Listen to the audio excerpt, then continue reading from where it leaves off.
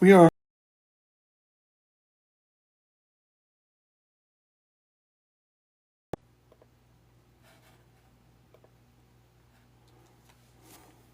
we are live and local.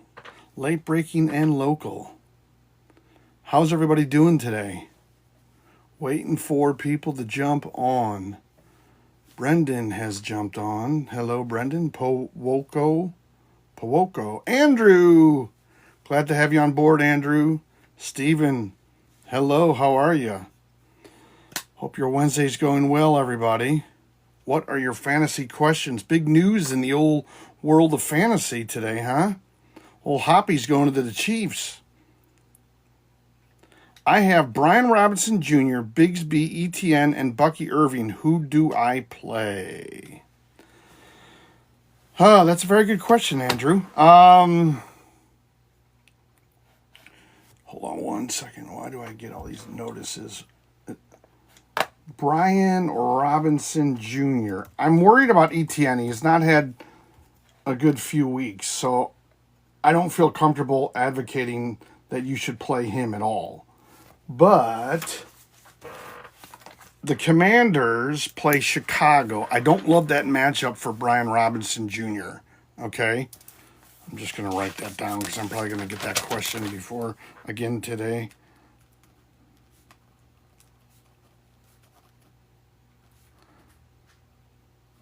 So I don't love that matchup. ETN,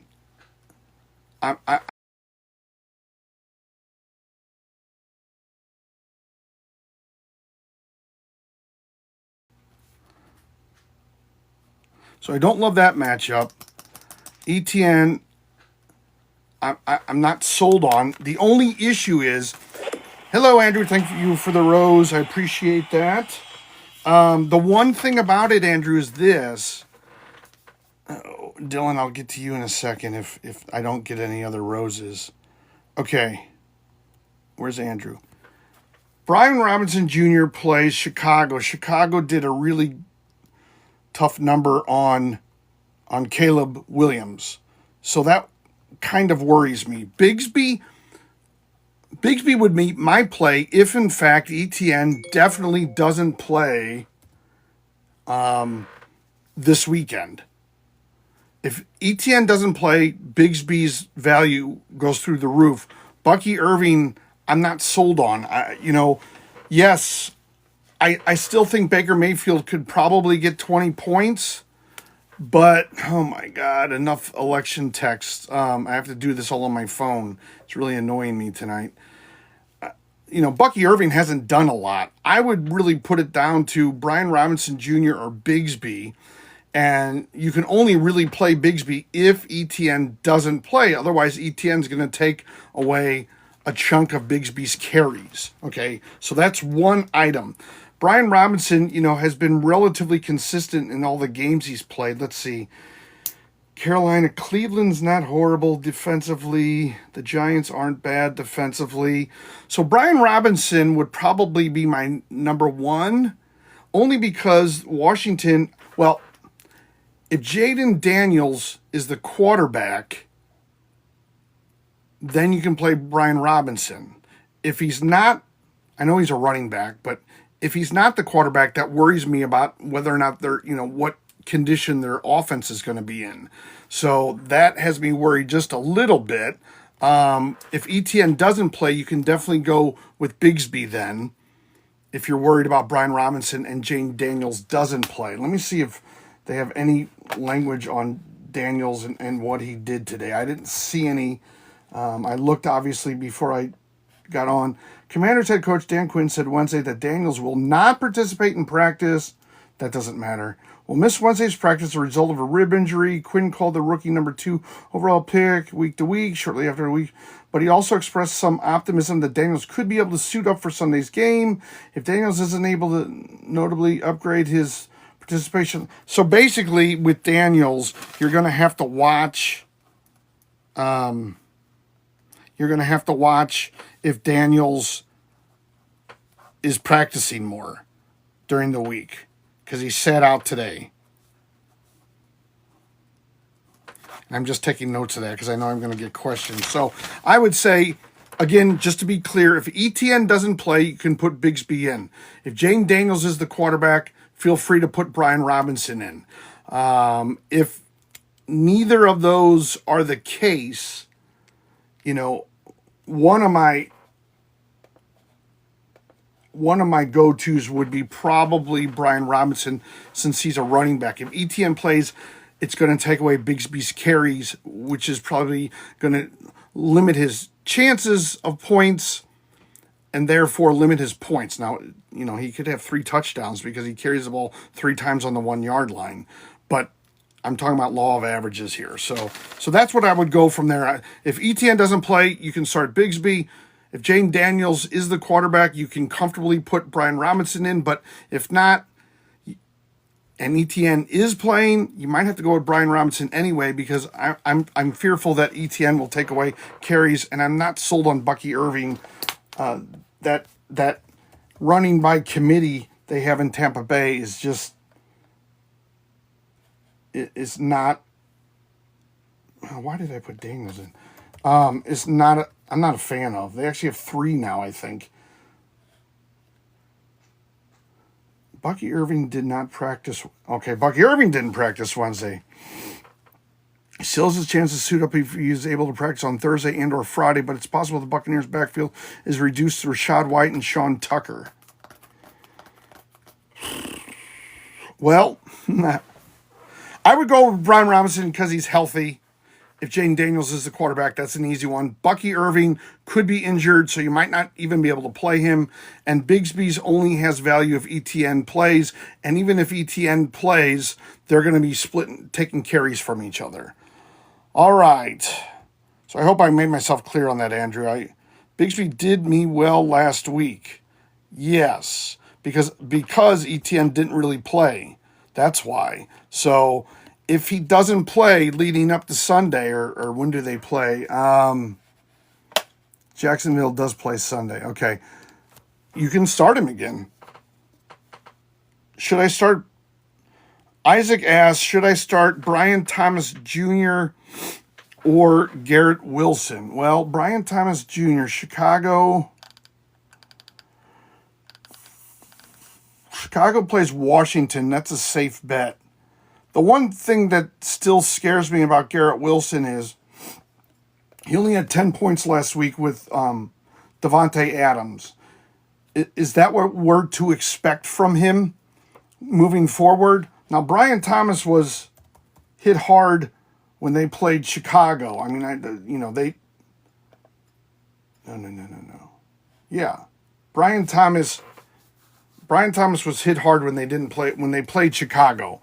He had 18.9, 20.7, 4.2 against Chicago, and then 19.6 against New England. Then he's going to play Green Bay. They're no great shakes on defense.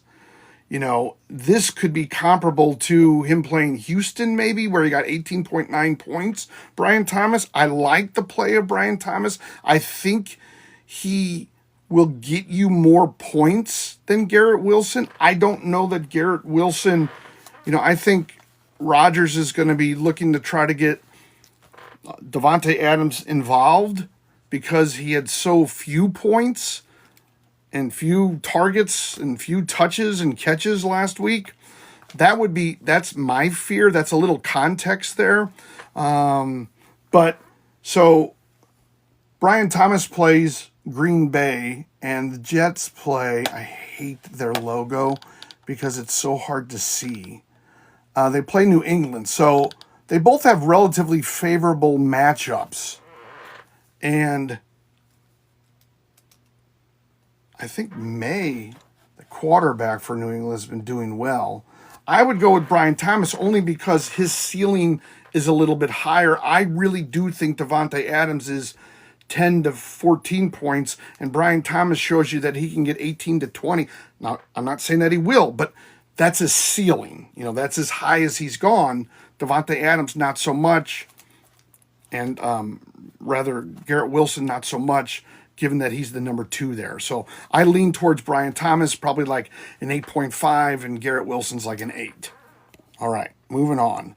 I read your questions if you have a blue box if you gift a rose, or if you follow me. So, all right, Stephen Murphy. Okay, Wyatt will be next. I'll get to you, Wyatt. Thank you. Let me just get to Stephen Murphy real quick. Bateman, McMillan, Wicks, or a Dunsey? Is it a Dunsey? A Dunsey? A Dunsey? That's what I'm going. I'd really like Bateman. I think he had a good week, and I think that offense is really clicking. You're giving me a lot of options here, though. Let me look up McMillan. I don't look him up very much. So let's see what he's doing here. All right. Okay, Jalen McMillan has really only played in 3 games. He's had 1.1, 0, and 4.1. He's bound to get more targets, although he was targeted 8 times with just 3 catches, and he did rush. So, once for 11 yards. So, there's a possibility. The only reason why I wouldn't go with McMillan is because it's unknown with Tampa Bay. It's unknown what Baker, which receiver, who he's going to throw to on a regular basis now that he pretty much, I believe Evans probably is out. I don't know if it's solid that he's out, but I know Godwin is. I think he had surgery yesterday or today. So I'm ruling out McMillan on the fact that it's an unknown where Bateman isn't an unknown. Now let's look at Dontavian Wicks. And Green Bay plays Jacksonville, so everybody gets healthy, wealthy, and wise around Jacksonville. They always do better. Dontavian Wicks had 12.3 points last week against Houston. Minnesota, the Rams, he only had 3 points. Arizona, he only had 1.4. All right, Dontavian Wicks, to me, is a little bit, and Wyatt, I know I'm asked to look at 4 people, so I've looked at 3 so far. Dontavian Wicks is a little inconsistent for me. The numbers right there. I know that they're playing Jacksonville, but they still have Jaden. They have other people, Kraft. But he's a tight end. But other people to throw to. Dontavian is extraordinarily inconsistent until he sort of breaks. Let me just see if they reach the end zone before he catches it. Yeah, I mean, he could put up a good point, good points this weekend, but he could also put up 3 points, or 4 points. They haven't been bereft with the injuries that some of these other teams have, so Wicks is still, he hasn't moved up to like a wide receiver number 1 or anything like that, and they still have Jaden Reed, and, they have a lot of people in there. So I'm not going to say him. Now, Rome, because I say Rome because I have an issue, because I don't like not having the guy's name right.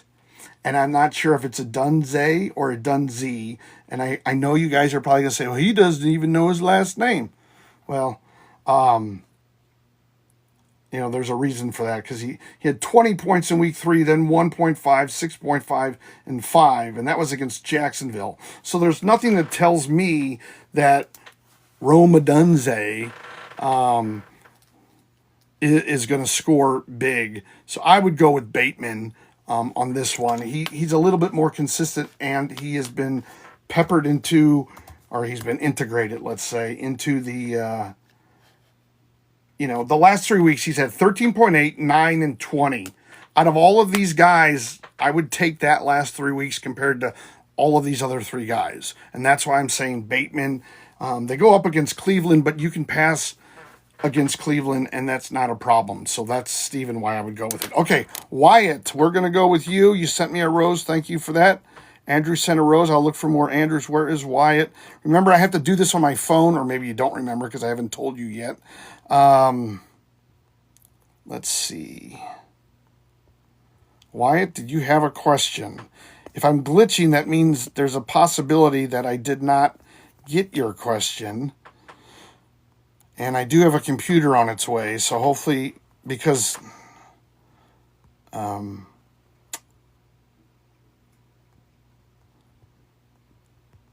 Wyatt. I'm looking for... Okay. You starting JT over Achen, K9, and Hall. Well, here's the thing, Wyatt. Since Jonathan Taylor has been out, okay, not since he's been out, but because he's been out, the one thing that scares me is it going to take him, I don't know, a quarter, a half to get up to playing speed, all right? Now, I would not start Achan at all until Tua comes back because he doesn't really have any value, all right? Achan doesn't really have any value. Now, K9, what just happened here? Okay. Let's see. K9 plays Buffalo. What's Buffalo's run defense look like?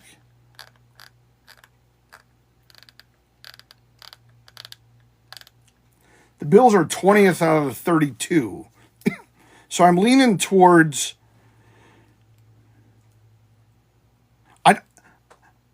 The thing that scares me about JT is it going to take him a quarter or a half or 3/4 or a full game to get to game speed? Now, you might say, oh, yeah, you can. It might take him, I don't know, a quarter, and so he won't have production for a quarter and maybe more, okay? So it might be a quarter, might be a half, all right? So rather than 100 points, maybe he gets 50 points or 60 points. Maybe he doesn't see the openings. Maybe his legs aren't quite bursting forward. Achan doesn't have value. K9, let's just look at K9 the last few weeks. Kenneth Walker, please. I mean, Kenneth Walker had 22 points last week against Atlanta, 16 against San Fran, 11 against New York, 31 against a very good Detroit team who doesn't let up a lot of rushing. So, to be honest with you, to me, Walker's the safe pick because 3 of the last 4 weeks he's given you that 13 or higher, and actually twice he's gone 20 or higher. He's gone 22 and 31. I don't expect him to get 31. I don't expect him to get 22, but I think somewhere around, give or take a point, he'll be around 16. And I think that that's realistic. He's a little bit more steady. So I would actually go with K9. Now, Breece Hall had a good week. He had 23 points in 19, but the 2 weeks before that, he had 2.8 and 5.2. And so I would really say that because JT has been injured, he may have to take time to get up to speed, okay? And their offense is not really clicking right now. Now, I think Seattle, is the Jets' offense really clicking? No. Not like Baltimore or anything like that. Is Seattle, Seattle finally stopped that 3-game skid that they had. I lean towards steady points. I lean towards K9. Now, if you want to take a gamble or a little bit more of a risk, you could start Hall.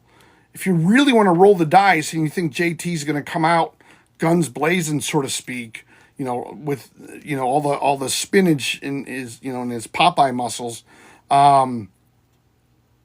you could start with JT, but I would go with K9 because he's been doing it for the last 4 weeks. There's no reason to think that he's not going to do it this week. He has a decent matchup. All right, let's see. If you have a blue thing by your name, I'm going to definitely read your... Bob is here, my man Bob. All right, Bob, thanks for joining. Wyatt says, gracias, my friend. Thank you, Wyatt, actually. Teddy, what's up, Teddy? Glad to have you on board.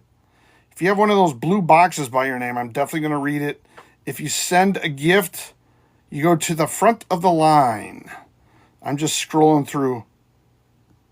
All right, so I think we're all caught up. All right, so let's read some of these. Followed you. All right, those 2 guys follow me, but I don't know. Followed the live creator. Coop and Trevin. Coop, followed the live creator. Gibbs in London for Amon-Ra and Harrison Jr. Harrison Jr. has very small value. If you're getting Amon-Ra and Harrison Jr., I would not do this deal. If you're giving up Amon-Ra and Harrison Jr. to get Gibbs in London, I would do this deal. Look at Harrison's last few weeks. This past week, it was very bad. I think he's going to be great. I think he's going to be wonderful in the league. Bob, all right, Bob. Thank you for the roses, Bob. I really appreciate it as always. But look at Harrison, okay? Week 3, he had 14.9. Week 4, 13. Then I believe the concussion game, he was 4.6. Or maybe it was the concussion game. Was where he got 0 points, probably. I think that's what it was. I think he was concussed and he got 0 points. He was targeted twice. He wasn't out of that game. He was targeted twice. He has no catches. And this past game, he had 3.6 points. So his last 3 weeks have been 4.6, 0, where I think he got concussed. He was targeted twice, and 3.6. So, Bob, you'll be next, just to let you know. So, Coop, I think that if you're getting Amon-Ra and Harrison, I wouldn't do this deal at all. If you're getting Gibbs in London, do the deal. London is pretty solid at getting you that team. And what I try to do is, most of you guys probably and ladies probably play in a 10-team league. In a 10-team league, you want your fantasy wide receivers and running backs to get you 13 or higher points. That's how you win week in and week out. You want your quarterback at 20 or higher. You want your defense, and you want your kicker at double digits. You want your tight end at 7 or over. That keeps you solid. Gibbs had a good week, but Gibbs puts up close to that 13 every week. London's been hitting 15 every week. So I would not, if you're getting those two players, make the deal. If you're giving away those two players, I would not make the deal at all. I see where you're going. If Harrison was living up to, if Harrison was as good as London, I could see where you would make this deal. But Harrison right now has a very small value. As a matter of fact, I dumped him on one of my teams today. And, in some leagues, I know you can't even dump him, but he's not scoring any points. There doesn't seem to be that interaction with Kyler Murray anymore. So I don't know if he's, I don't know all the ins and outs of their relationship, but there's no trust there anymore, it seems like. All right, let me look for Bob. I know usually he has some really good questions. Bob, I'm not seeing a question. I saw the gifts. Thank you. Yep, I see the roses, the 35 roses. Okay, you asked before. Okay, well, you're... All right, so I'm just writing this down, everybody. Bob, I will get back to you after I'm offline tonight. I'm just going to write this down.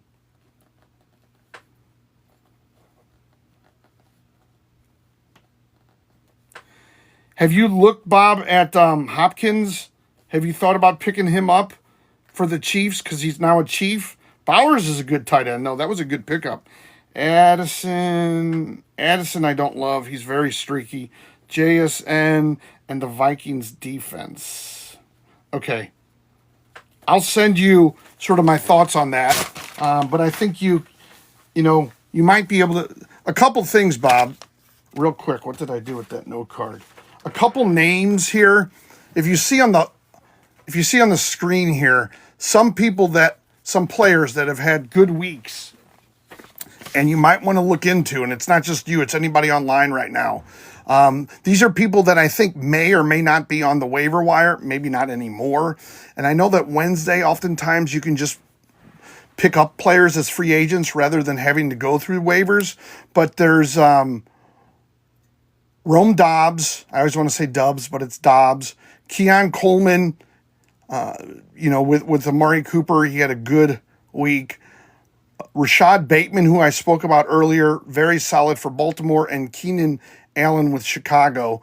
They put up some good numbers. They're going in the right direction. If you need a wide receiver, look for these guys on free agency or on the waiver wire to pick up.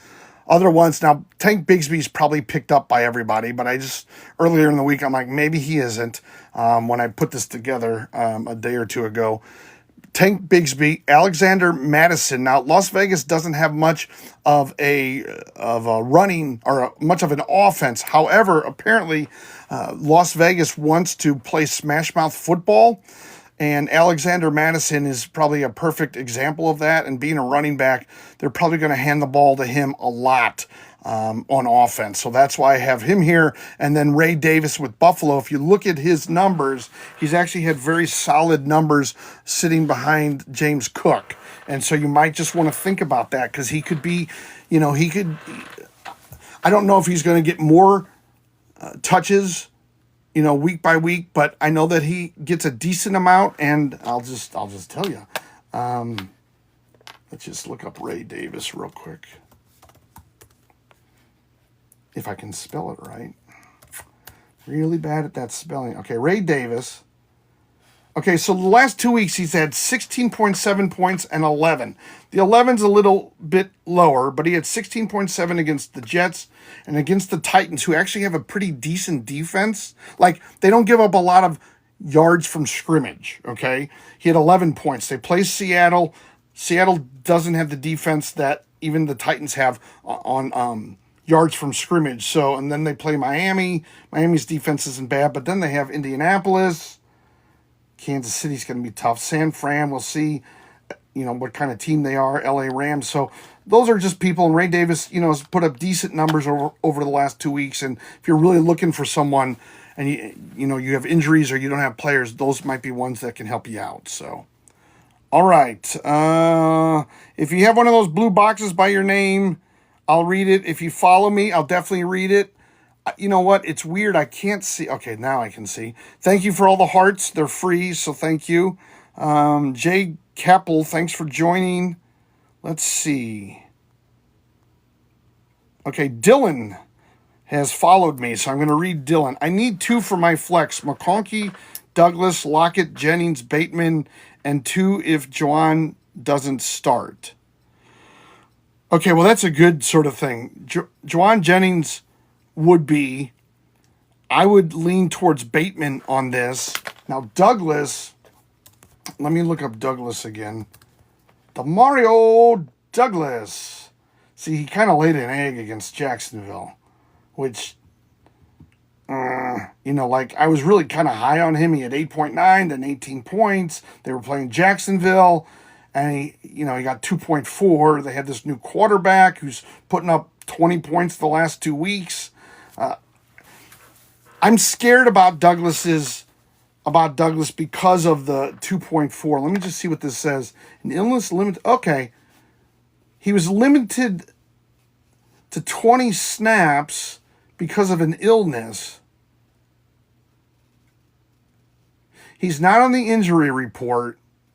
So you could go Douglas.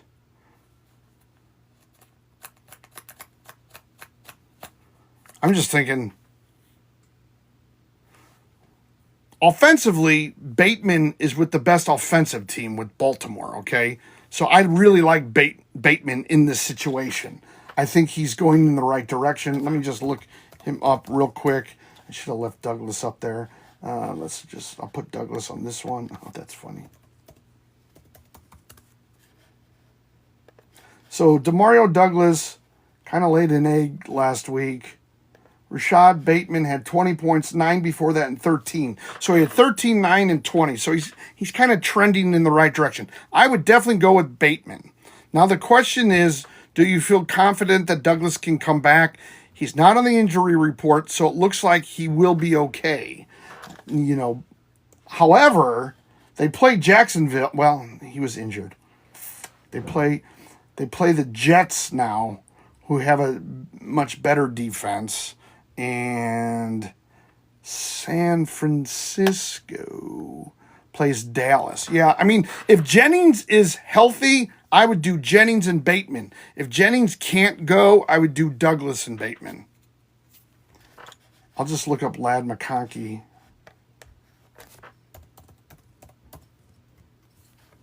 I love that name, Ladd. Yes, the thing about Ladd is he's very inconsistent. Week 1, 12.4, 3, 5, 15, 6, 7. Against a good Kansas City team, he had 15 points. Against a not so good Carolina team, he had 3.6. Against a middling team, he had Arizona, he had 7 points. Inconsistent. I don't like that. I'm not worried about Lockett. I would do Jennings and Bateman, and if Jennings can't go, I'd go Douglas and Bateman. All right, who has followed? Or remember, you move to the front of the line if you send a rose, and I think they're like a penny. So, you move to the front of the line if you gift a rose, and that's a penny. If you follow me, or you have a blue box by your name, which means I think you've gifted in the past. Steven, follow the live creator. What is Steven's question? I'll get to him. Steven, follow the live creator. I don't know why they duplicate that constantly. Steven. Come on. I don't see a question, Steven, or you sent it a long time ago. Remember, I have to do this on my phone until I get my new computer because they're only compatible with Windows, and I have a Mac, so I bought a El Cheapo Windows Acer or whatever the heck brand it is. Dylan. Oh, already did Dylan. Let's see. All you have to do is follow me, guys. It's free. I think sometimes people follow me and then they unfollow me in the week or something, but just to get the free question asked or answered. All right. Invited Chase. Okay, I'm looking for people who have begun to follow me. Okay, ZR has. VBaz has. ZR, ZVBaz. ZR. What about Puka? Ask ZR. Okay, let's look up Puka. I believe he was still questionable, but let me double check what it says here.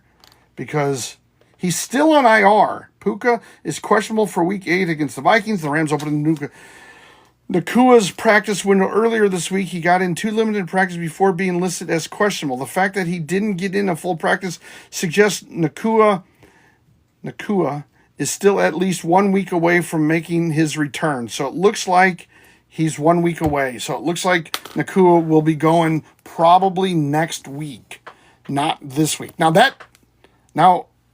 they opened up his window, so that might change. But the information I'm getting, that I'm seeing, is that Nakua will probably go week 9, not this week, which is week 8. All right. A bunch of people just followed me. Jose is here, but is that the Jose that I know? Leo Golfing Hockey. Hockey players do make good golfers, that's for sure.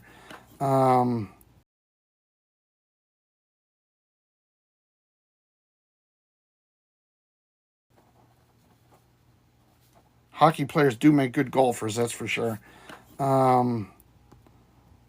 Dayron. I'm just writing down names of people who have followed me, so when I see them, I can ask.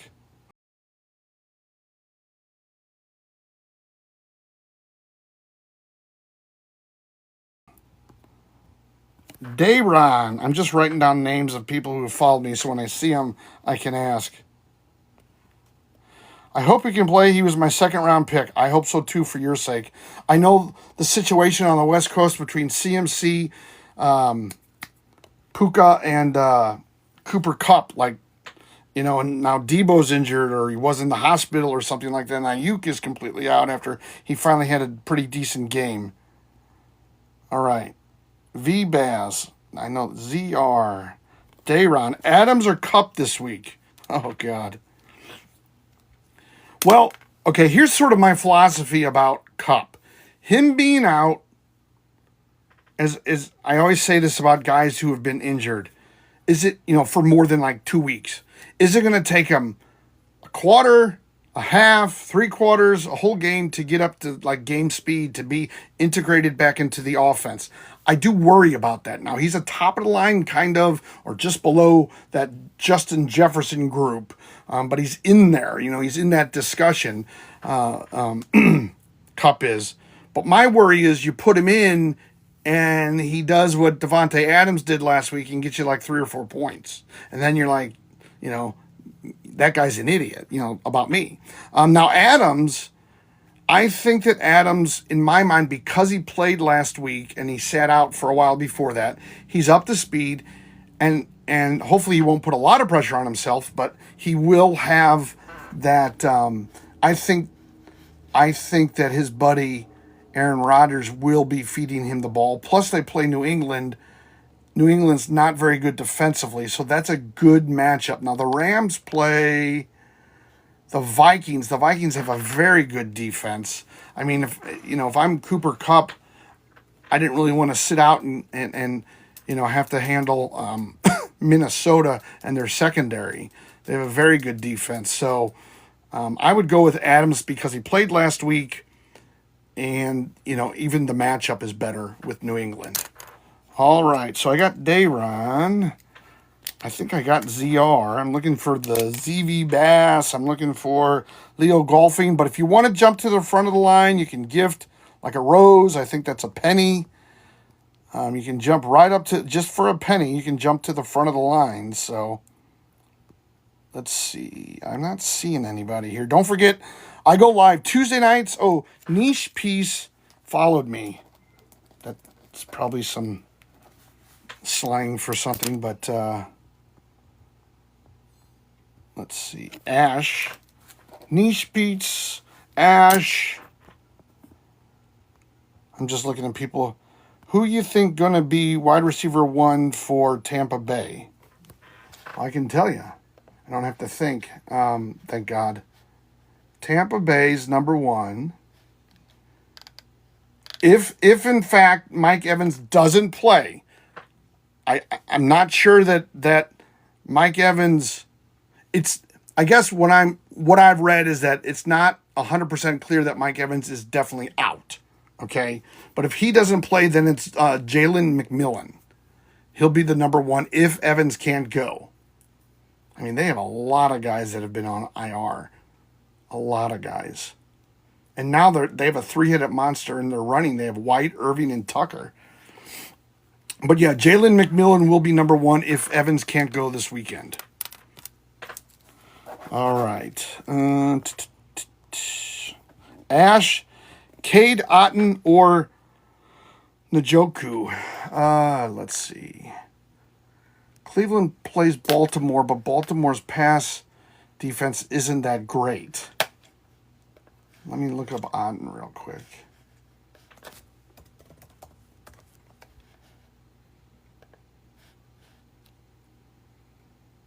I actually think that Cade Otton could have a good game because he's been playing, obviously, with Tampa Bay.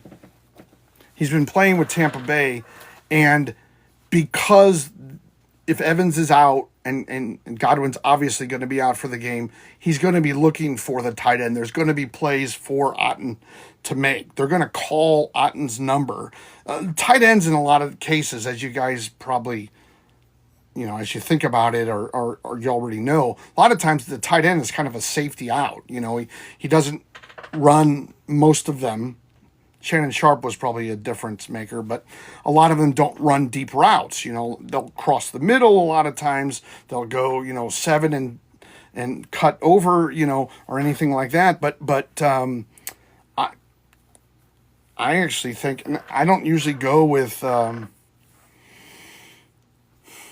think Njoku, he had a good week, but I think Cade Otton could be very, very strong given that against Baltimore, he had 14 points. He had 100 yards. He was targeted 10 times, and he caught 8 passes. I would go with Cade Otton over Njoku.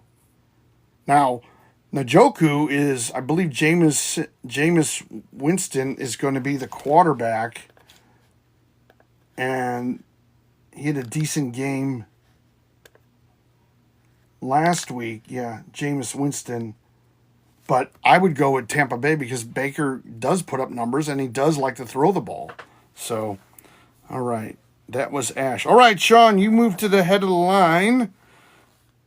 All right, Sean, I'll get to your question right now. Thank you for the mini Dino. I'm just scrolling through. Sean, or a tiny diny. Okay, I don't love saying that, but okay, Sean. All right.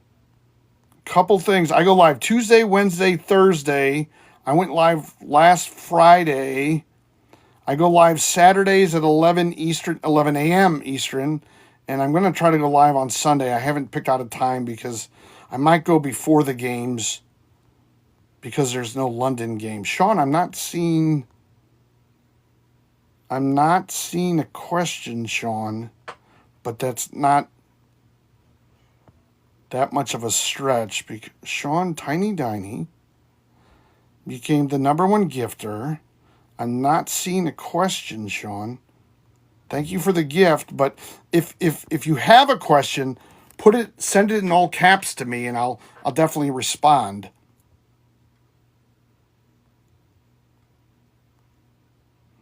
Looks like Miles is talking with Cash. I love to see people on. Give Kyron for Bijan in London. You're giving Kyron for Bijan in London? Yeah, I would definitely do that. The only thing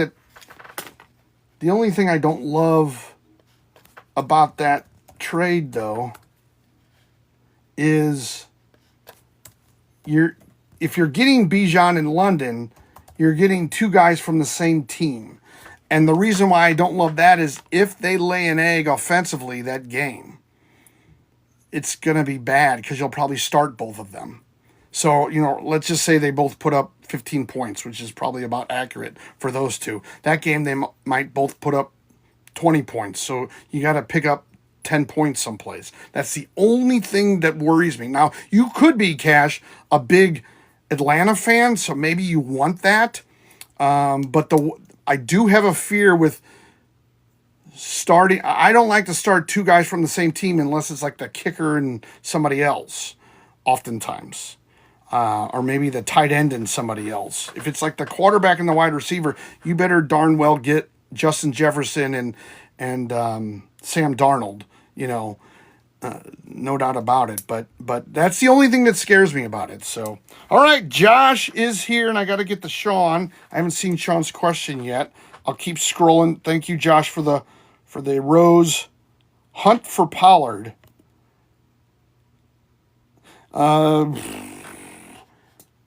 Well, Hunt's been doing pretty good. The only thing about it is Pacheco's going to come back. So if you're trading Hunt, V-Baz, yes, I will get to you. V-Baz. V-Baz will be after Josh because he's been waiting, I know. He is not gifted before, but he does follow. Hunt for Pollard, asked Miles. Pacheco's going to come back. That's going to limit Hunt's value, and that could be in 3 to 4 weeks or sooner. If you're getting Pollard, it's a pretty good trade because Pollard starts, Let me just double check.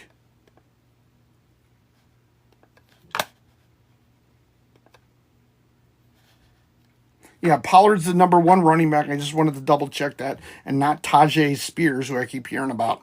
So, yeah, I would do that deal if you're getting Pollard. If you're getting Hunt, I wouldn't do that deal because, like I said, in 2 to 3 weeks, he's not going to have much value because Pacheco's going to take all the reps. All right, Tiny Dining was by Sean. Let me go back. Remember, I have a screen about this big that I have to thumb I have to thumb my thumb through. That's why I'm getting a computer. Hopefully, it's supposed to be here tomorrow. Okay, Sean and V-Bavs, or whatever that is. I'm not seeing. Let me check. V-Baz Center Rose. I always read that. V-Baz and Sean. Josh sent to Rose. Okay, so Josh sent a Rose. Josh, V-Baz. I'm losing my mind here. Thank you guys for watching. I really appreciate it. Please hit those likes and don't forget to follow me so you know when I'm on. And like I said, I go live Tuesday, Wednesday, Thursday, sometimes Friday, Saturdays at 11 a.m. Eastern. And then I don't know when I'll probably go on Sunday. I may not go on Sunday. I used to go during the games, but on TikTok, I wasn't really getting that many people to watch, so it wasn't really worth that much time. Okay, so just to let you know, and if you guys are upset, just like I said, resend your question. But VBaz, I'm not seeing a question. VBaz, VBax, whatever, however you pronounce it. Josh, I'm not seeing a question. So I'm going to go to the people that have like the blue thing by their name, which I think means that they might have gifted in the past. And then I'll also, like Eddie here, Coleman or Shakir. Well, let's see. That's a good question because they're second and third. Josh sent another rose. Okay, Josh. I know sometimes you sent, if this is the same Josh, might be a different Josh. I will look for your question again. Make sure it's in all caps, Josh. I promise I will look for it. And VBAVs, VBACs, whatever it is, I'll look for you. But Coleman or Shakir? Okay, now let's break it down and see how they're trending. Because obviously they're on the same team, so that's not really going to help with any of this. Let's compare those numbers. Okay, so Keon Coleman, last 3 weeks, 11, 4, 14. So he's going in the right direction. Shakir, on the other hand, well, his last 3 games, because he missed one, is 8, 2, and 10. Let's just see if they say anything. Both of whom hit for big plays as Shakir was used primarily in the short areas of the field. Shakir should remain a key target for Josh Allen due to the duo's pre-existing rapport, and he could become more efficient with defensive attention spread across multiple. Okay. Let's see what Keon says. The Titans were their top 2 corners for his match. Can carry this performance. Okay, so it looks like, based on last week, that Keon Coleman got lucky because there were some injuries to the secondary of the Titans. So, based on that information, I would go with Shakir. Eddie, I would go with Shakir. It's close. Now, I can't tell you that both guys or either guy is going to put up a number in the teens. And as I always say, you want your wide receivers and running backs to get 13 or over. You want your quarterbacks to get around 20 or over. You want your defense and you want your kicker to get 10 or over. And you want your tight end to get at least 7 or over. In a 10-team league, that is. Now, 12-team, 14 league, the numbers start dwindling down. Maybe it's 12 points in a 12-point league, and then it might be 11 points in a 14-team league. But I would go with Shakir based on the information that I just read, saying that Coleman might have been a product of some injuries to the secondary against Tennessee last week. Yeah, the Titans. So I would go with Shakir then. All right, Josh, I'm going to look for you. I'm going to look for... Oh, here we go. Trade... Oh, okay. V-Bags. Trade James Conner for Tank Bigsby and Jaden Reed or no? Okay. If you're getting rid of James Conner and you're getting Bigsby and Jaden Reed, that's a pretty good trade. In my mind, it sounds like you might need a wide receiver. Okay? I mean, I'm just thinking that way. The one thing to know about Bigsby is, and I'm just checking to make sure, is he's still somewhat tethered to ETN. With Travis inactive, Bigsby had an opportunity to handle a lead back role that he already seemed to be building toward in recent games. If, in the short term, here's my worry about this. What if Jacksonville says ETN is our number 1 going forward? That's going to limit the carries by Tank Bigsby. In my mind, the momentum is with Tank and against Travis Etienne. But it is not solid. So know that if you're getting Bigsby and Jaden Reed, that you might be getting a player that splits a lot of his time and carries with another running back. And so his 23 and 25 point games that he's had in the last 3 weeks, so 2 of the last 3 weeks, he's gotten over 20 points, which is A++, he might be lucky to get 12 points if he's splitting time with a healthy ETN. So just know that. But then you're looking at, in my mind, because of the unknown, let's just look at Jaden Reed versus Connor.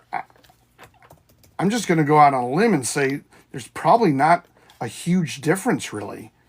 And Reed might even be having a better season.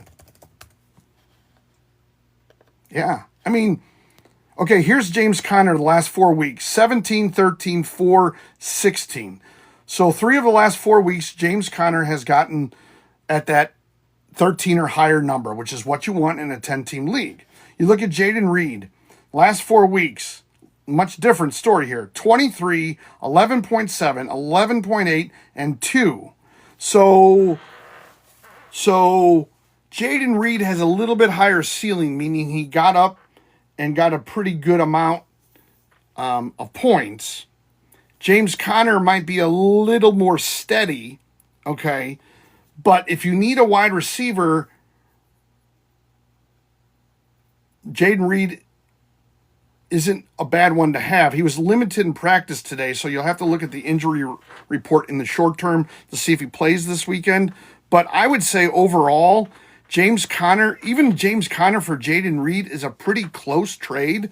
And if you're getting thrown in Bigsby, and if you get Bigsby and Reed, I think it's a good deal to make. If you're giving up Bigsby and Reed and you're getting Conner, I would say you might kick yourself in 2 weeks when Bigsby might be the number one and he's putting up 15 points every week and Reed's, doing what he does, which is anywhere from 11 to 23 points.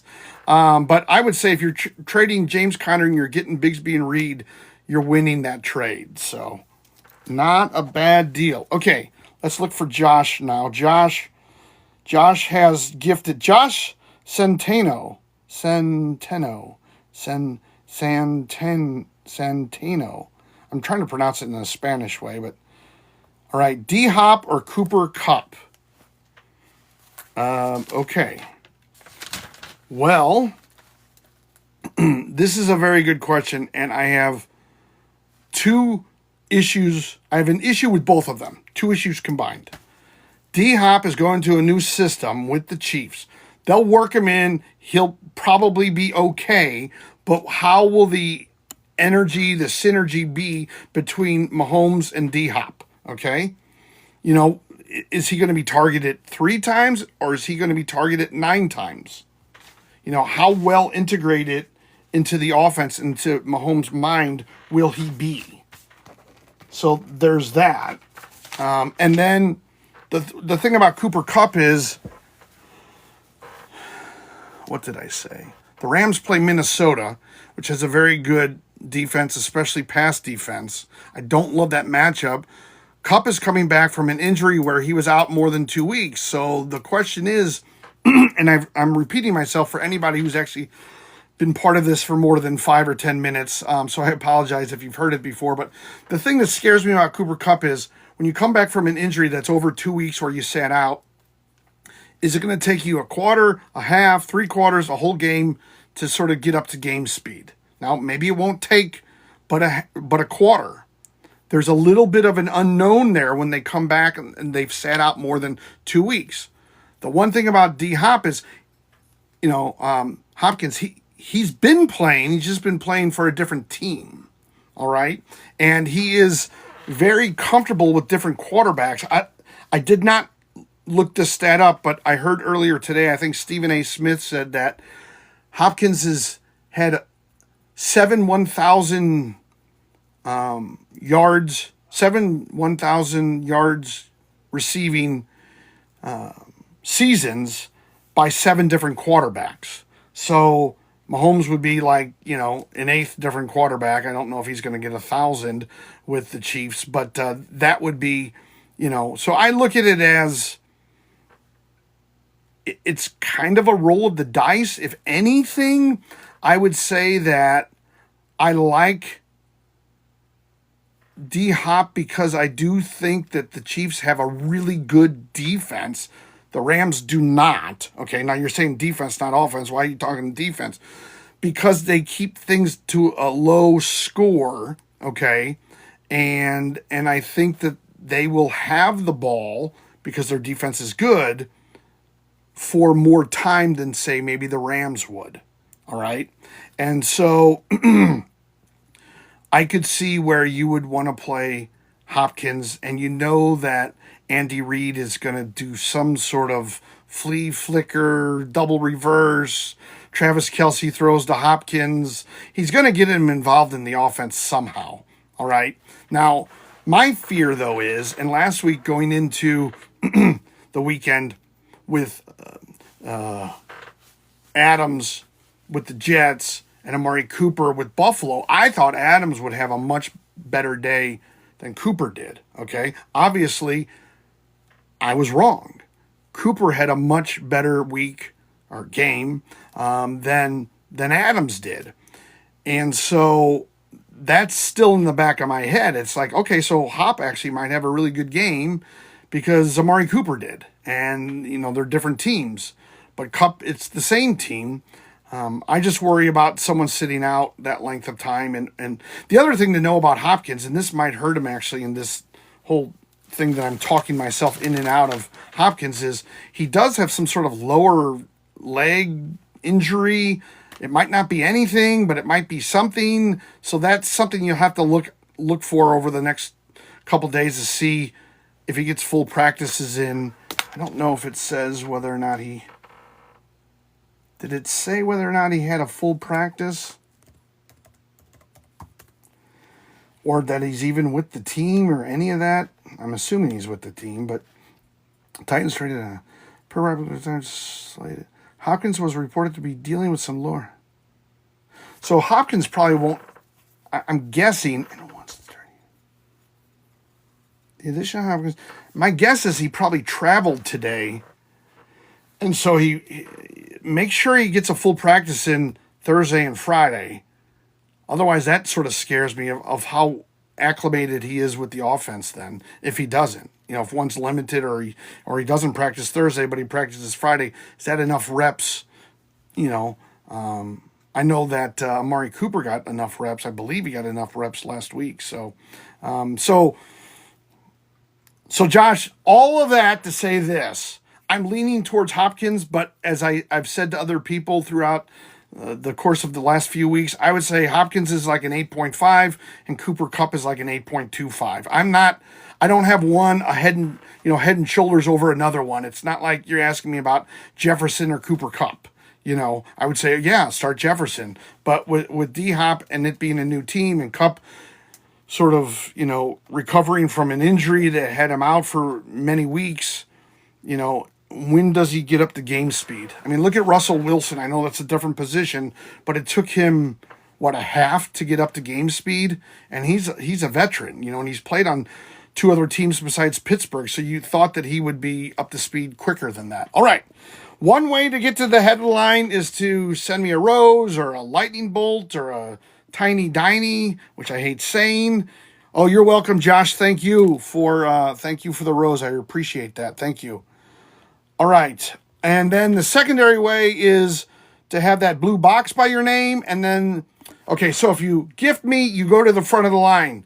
Then you move up. If you follow me and or if you've given me a gift in the past, which I believe is that little blue box by your name. But I got to find the people who have followed me. Now, remember, when you follow me, it's totally free.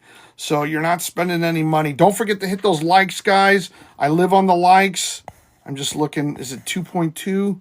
Yeah, 2.2. That's good. Just keep it coming. All right. Who has begun to follow me? Who's given in the past? I haven't gotten a gift, so no one goes to the head of the line just yet. I'm looking for folks who have followed me or given in the past. All right. Somebody just followed me, but it doesn't give a name. I think it's Gavin. Gavin followed me. Kareem Hunt or Josh Jacobs? Well, this is going to be a matchup question in some ways. Why can't I find this? Why can't I ever find these things? Why looking for these? Okay. I think Kareem Hunt's going to do well against Vegas. Okay. I think he's going to do very well against Vegas. I think that Josh Jacobs could do well. The thing with Green Bay, let me just look up Josh Jacobs. The thing with Green Bay is, and let me know if I'm wrong about this, but I get the feeling that it's kind of loosey goosey. Like there's no set sort of, I don't mean like carries per se, but like Josh Jacobs is not, he's more consistent now, but earlier in the season, he had 11, 13, 5, 9, 15, 10, 17. So he's pretty decent. Josh Jacobs is pretty decent. They go against Jacksonville. Everybody gets right against Jacksonville. But I almost feel like, they have Wicks, they have Reed, they have Kraft at tight end. They have a lot of weapons, if you will. I mean, the whole NFC North has, every team is low. Well, yeah, I mean, the Bears even. I mean, they all have good running backs. Some are better than others. I wouldn't say Josh Jacobs is an elite running back. He's sort of that above average to good running back in the NFL. I like Kareem Hunt in the short term, though, because he has been putting up... Oh, and I got to do a puzzle now.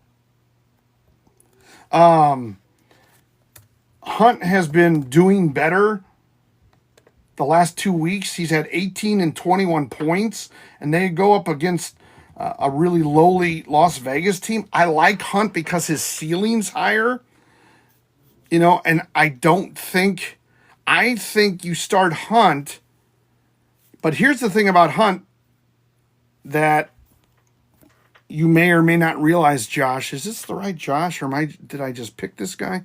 Anyway, Josh, with Kareem Hunt, just know that in like 2 to 3 weeks, maybe sooner, maybe 4 weeks, Isaiah Pacheco's coming back. So Kareem Hunt's value will probably diminish substantially unless he goes, Jim Brown on everybody the next 2 or 3 weeks. But otherwise, I just think Kareem Hunt's value goes down. The other thing to remember, too, is he was limited in practice today, Kareem Hunt. So watch the injury reports, because I don't want you starting him and then find out that, oh, yeah, oops, he's questionable and, yeah, he didn't play. Now, Josh Jacobs is completely healthy. What you might want to do, this is something I do. I put Josh Jacobs in right now or tomorrow or tonight or whatever it is. I put him in, and then I follow Kareem Hunt. And if like Friday he has a full practice, or Thursday and Friday he has a full practice, or on Thursday or Friday it says, oh, he'll be good to go on Sunday, then I make that switch. I'm always fearful that I'm going to leave somebody in that's questionable and then forget to check, or I'm going to sleep in, or whatever the case might be, and I leave the player in that doesn't play. I don't want to do anything like that. So, all right. Somehow I got the Josh Castro on that. Gavin, trade Jaden Reed for James Cook. Okay, so I'm guessing you're giving up Jaden Reed. Let me look up Reed real quick. We were just looking up Jacobs. And then let me look up Cook. So James Cook has been... I don't like what James Cook has been doing the last few weeks. Last 3 games, he's had 5, 16.9, and 9.2. I guess he was injured against the Jets and didn't play. And then Reed, last 3 games, 11, 11, and 2. But 4 weeks ago, he had 23. Like, Reed is, in my mind, he has an ankle injury, too. He's questionable. So Reed's questionable, so you're going to have to check that. Now, Cook is not questionable. So you might want to pencil in or put Cook in now and check and see whether or not Jaden Reed, Sean, thanks for joining, Jaden Reed, in fact, is able to play or not. I would probably, if they're both healthy and able to play, I would go Reed because they're playing Jacksonville. But you got to remember that he has an ankle injury, and that's, if you're a wide receiver, that's not a good injury to have. So, all right. I think we're up to date on anyone who's gifted. If I'm not, I think I got the Josh. I think we settled all that. I was bouncing around there for a while. So if you follow me or you sent me follow the live Dalen did. I guess Leo Golf Hockey I never got to either. But he's probably gone now because I got a bunch of gifts there for a while. Dalen, I'll look for Dalen. He started following me.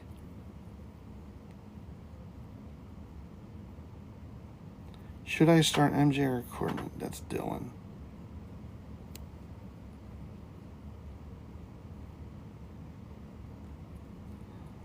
All right. I'm looking for Dalen. If you have a question, make sure you put it in all caps so I can see it. I have this weird look on my face because I have to look at my phone because I'm waiting to get a Windows computer, Microsoft powered or whatever, however, system, operating system. Gavin followed me. Okay. So Dalen and Gavin have followed me. So I'll look for your questions. Gavin, do I win this trade? Burrow, JT, and McLaurin for Saquon and Neighbors. I still have Darnold and Dak.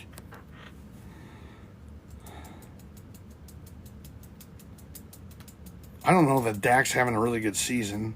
Darnold has not been good lately. Burrow's been probably better than Darnold. I haven't looked at Dak in a while.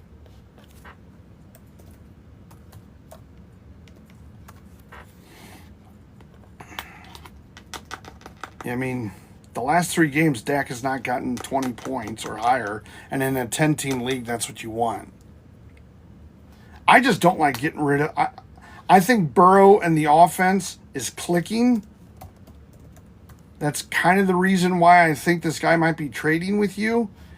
He's had 34 points, 19.8, which I round up to 20. Then he did lay an egg, sort of, for a quarterback at 14.9. But those are better than Dak, and those are 3 weeks are better than Darnold.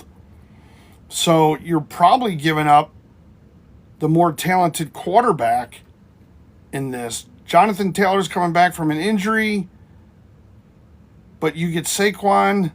McLaurin puts up pretty decent numbers, and I think Neighbors didn't really have a great week last week.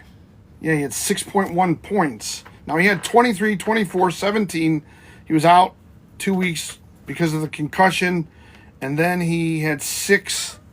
But let me see if there's anything. Giants are a little more competitive in Week 8 against the Steelers. Neighbors should return to the kind of volume he was getting before his injury. 45 targets in his prior 3 games, which he turned into a mammoth 323 line. Seen his first action since. Yeah, so, I mean, here's the thing. I'm a little worried because Neighbors had 6.1 points, but as I've said about like Cooper Kupp, when you come back from an injury where you've had 2 weeks or more of a layoff, it might take a game to get you up to speed. All right. And that's what I was saying about Cooper Kupp. And that's why I was worried about the D Hopkins and the Cooper Kupp question. Just use Malik Neighbors as an example here. He was out 2 weeks, and then when he finally came back, he had 6.1. Before that, he had 23, 24, and 17, which are fantastic numbers, especially 23 and 24 points that he had. So I would say that, JT McLaurin, okay, JT may not be quite at Saquon's level, but is McLaurin that much different than Neighbors? I don't know why I said Neighbors twice. Scary Terry. Let's see. McLaurin's had 18, 14, 11, 20, 12.8, which is, if you round up, it's so 1, 2, 3, 4. 3 of the last 4 weeks, he's gotten to that 13 number. Now Neighbors, his ceiling, as I keep saying, is higher. Neighbors has put up more points. So is Neighbors on paper maybe a little bit better? Probably. Saquon's a little bit better than JT. I just don't love that you're keeping Darnold and Dak and you're getting rid of Burrow. But that's up to you. If you don't value Burrow and you value Darnold and Dak, I'm not going to stand in your way with that. I just don't know that Darnold has not shown me in the last 2 weeks, he's not put up good numbers. Well, he had 17.26 against Detroit, but that's not at the 20, okay? Against the Jets, he had 5.26, but the 2 weeks before that, he had 21 and 23 points. So his last 2 games, he's been under that 20-point mark. That's what worries me about Darnold. Is he 20 and over, or is he 17 points a game? You know, he played Detroit. That's a big interdivisional game.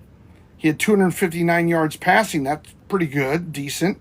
Not off the charts. One TD, one interception. He rushed for 39 yards. But, you know, is he going to get back to over 20 points?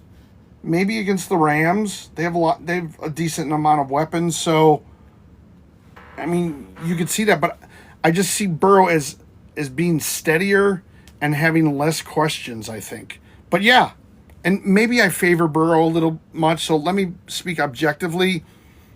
Darnold and Burrow probably are close, although I think Burrow did have a 30-point week, and I don't know that Darnold has. But, hey, if you're okay with getting rid of Burrow and having Darnold and Dak as your starting quarterbacks, then I would go for it. I would keep Burrow and try to give up Darnold or Dak instead of Burrow. That's what I would do with that trade, Gavin. All right. Let's see. Brian still got Kyler, Hill, and Adams. Uh-oh. I got Bijan for Flowers, McLaurin, Mayfield, Mason, and I still have Hall and Dobbins. Good trade. I got Bijan for Flowers. McLaurin, Mayfield, Jordan Mason, he's not putting up great points. Jordan Mason's not putting up great points. He's been under 10 like the last 2 or 3 weeks. I'll just look him up, but I know it's at least 2 weeks that he's been doing that. Oh, it's 3 weeks. Last 3 weeks. Okay, 4 weeks. 4 weeks ago, he had 23. Then he had 8.3, 8.7, and 7.9. Mason doesn't have, if you're in a 10-team league, Mason doesn't really have value right now. And especially because in 3 to 4 weeks, there's a good chance, roughly in that time or maybe even sooner, CMC is going to come back. Now, people say, is CMC going to be at 100%? Is he going to be at 80%? I don't know. But he's going to come back. He's going to take away. Mason's not going to have a value, okay? Because he's going to take away, I mean, let's just say that he takes away half the carries. I mean, so that means, you know, his 8.3 goes down to what, a 4.15? So he doesn't have much value. McLaurin, Mayfield, Mason, and I still have Hall and Dobbins. Hall and Dobbins, I'm okay with. I think Hall's back on his way up, so that's good. So you have Hall, Dobbins, Dylan. All right, Dylan, thank you for the rose. And I'll get to you. I wish you had someone other than Mason. McLaurin, I'm fine with. Okay, so you have Flowers, McLaurin, Mayfield. Flowers, McLaurin. Then you have Hall and Dobbins.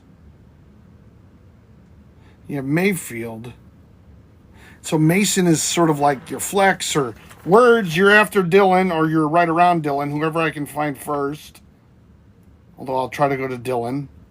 Sometimes people send me a rose and they just send a rose and they don't send a question. I don't know. I'm fearful of Mason. I think the rest of your lineup is pretty strong. In a 10-team league, what are you? Probably like, 4-3, 3-4, maybe you're 5-2 if you're lucky. Mayfield puts up good numbers. McLaurin is middle of the road. Mason used to put up good numbers. You had Bijan. He wasn't doing great until 2 or 3 weeks ago. Flowers will get you a decent amount of points, but Flowers is not a top-tier wide receiver. He's good. Hall is out of his bad streak, I hope, and Dobbins isn't as good as he was earlier in the season. So I'm guessing, Brian, you're like, at best you're 5-2, or you're 3-4. 5-2, 3-4. You're probably ranked third to fifth maybe in your league. It just kind of depends on who you played and if they care about the league and update their players. But yeah, I mean, it would be great to know. I think you said actually later, Brian. I still have Kyler, Hill, and Adams. Well, Tyreek Hill, if Tua comes back, Tyreek Hill will have value. Now, again, it may take a week for Tua. Greenfire, you're after Words. So it's Dylan, Words, and Greenfire. Let me just rewrite that because I can't. Dylan, Words, and Greenfire. So I would say like in a week, you're going to be really good because Tua is going to come back, I think, this week. So they'll have 1 week under their belts, and he'll be good. Devontae Adams, you may want to play Devontae Adams over Jordan Mason. You may want to think about that. Because Jordan Mason isn't putting up. If you're in a 10-team league, Jordan Mason is not putting up numbers that he should be starting. Okay, Devontae Adams is a gamble because he didn't put up good numbers last week, but I think that he will be putting up good numbers. And he has put up a good number when he played for Vegas. So I would maybe consider putting Adams for Mason if that's like a flex position or if you can get it in the flex. All right, let me look for Dylan. I traded them away for Bijan, so now I have Hall, Bijan, and Dobbins. I still have Hill, Kyler, and Adams. Okay. I think, Brian, I gave you that green. I updated. Okay, Greenfire, Commanders or Bears for defense. Well, I mean, right off the top of my head, I'm going to look into the numbers, but right off the top of my head, I'm saying Bears. Let's just look at this. Let's just look at yards per game. Oh, shoot. I pressed the wrong thing. Yards per game. Okay. That's the highest. The Bears. Oh, see, I don't like the way they rank this. 1, 2, 3, 4, 5. The Bears give up the fifth lowest amount of yards per game. They also only give up 16.8 points a game. That's their average. So 292. So let me just do this. The Bears, 292 yards. That's average, and 16.8 points. Okay, and then you're asking for the Commanders. They're going to be they're not as bad. Now, the Commanders give up 21.7 points, opposed to the Bears' 16.8, and they give up 30 more yards, 329.1. Now, that's just their defense, okay? Let me look at their fantasy points. That's yards and touchdowns, okay? Which isn't necessarily fantasy points. So let me look them up separately. I'm just kind of telling you. Okay, so the Bears have their last 3 games 9, 14, and 8. So 9, 14, and 8. So they've, averaging it out, you got at least 10 points from the Bears every week. That's what you kind of want to get. I don't love that they got 8 points, but they got 14. In a 10-team league, you want to get your defense 10 points or higher every week if they can average that or if they can get that. Okay, but Washington... Boom, boom, boom, boom, boom, boom, boom. Yeah. Washington played Carolina, got 16, against Baltimore 3, and Cleveland 13.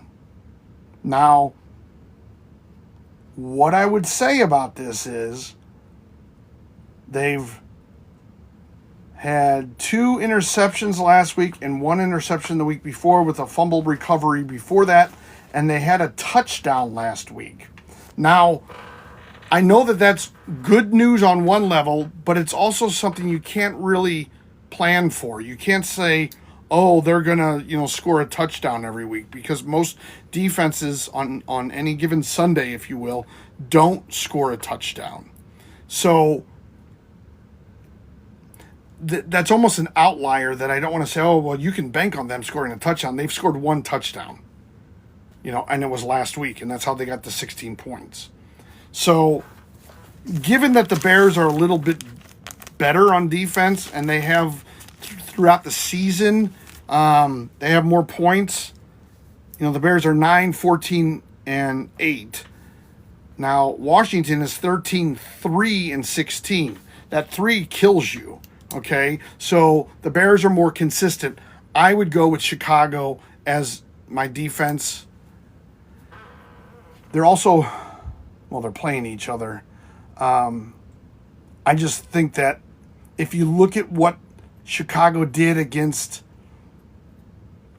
Jacksonville and some other teams, they have a very solid defense, and I don't think that, especially if Jaden Daniels doesn't play, I don't think their offense is going to be great. If Jaden Daniels doesn't play, I would definitely start the Chicago defense. I would start the Chicago defense anyway, but it gives me more encouragement if Jaden Daniels doesn't play. But let me see who's the number 2 there. I know I take a long time with everybody. I'm sorry, guys. That's why I sort of ask people to donate, because I spend a lot of time. I really want to look at things. Okay, Marcus Mariota. I think he did okay. Yeah, I would start Chicago's defense. All right, Green Fire. Yes, I'm getting to you, Green Fire. Words and Green Fire. Oh, I just got Green Fire. Okay, words. Thank you for the rose, Green Fire. Appreciate it. I'm looking for Dylan and words. Where's Dylan and words? Dylan. Did Dylan just send that, maybe? Because I answered his question earlier. Dylan and words something.